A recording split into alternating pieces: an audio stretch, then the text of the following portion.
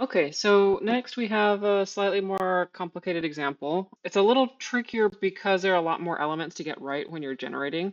In this shot, you have the character, you have the shelf, the environment, and the fact that it needs to be perfectly in profile. And I started with some more sort of like reference or inputs in my prompt. This is like ChatGPT again. There was the storyboard with a kind of quick sketch of what I was looking for, accompanied with the text, the character reference sheet, which I'd created earlier with ChatGPT, and then an image of the set that he's in.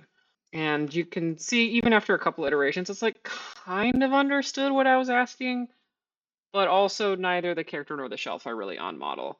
And so this was already after kind of a couple of iterations of trying out slightly different things or asking it to fix things here and there. So at this point, I was like, okay, well, how do I use the pieces that I have to get the shot that I want? So from here, I took it into Procreate, made the shelf a little bigger, closer to what matched in the previous shots and scale. And then I just dropped in the side picture of him in the character sheet. And obviously, this is like super rough around the edges, even sort of like the painting in the background is pretty sloppy, but it should help get me closer to the intended shot. This is the image that I fed into Krea, and I ran this through a super low setting to get this really kind of goofy looking image on the right. It looks kind of weird, but it's also visually more unified in the sense that like the character actually looks like he's in the a little more integrated into the environment with the lighting and stuff like that.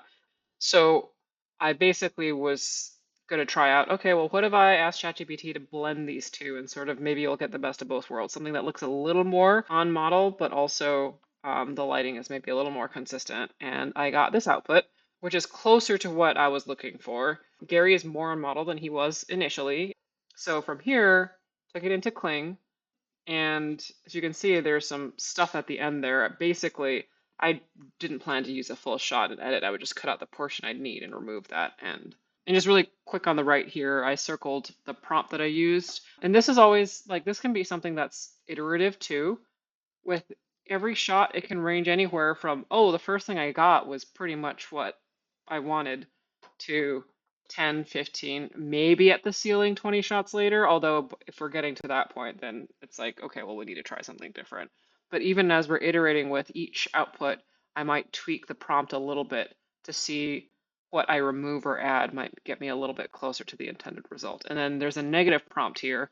And the reason I use the negative prompt a fair bit is especially with stuff that's in the style more resembling like an animated film, the outputs really tend to bias towards super, super expressive. His eyes would be extra wide, or maybe the motion is a little bit pushed. So that's what I would use a negative prompt for. And then this is sort of like cut together.